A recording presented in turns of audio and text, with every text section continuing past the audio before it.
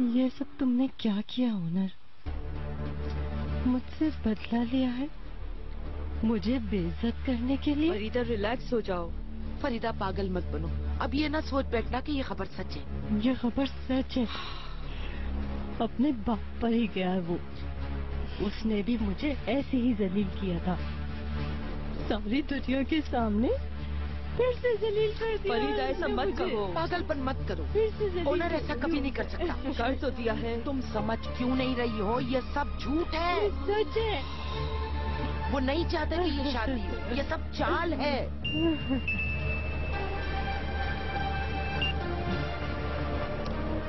बात करने का वक्त नहीं है।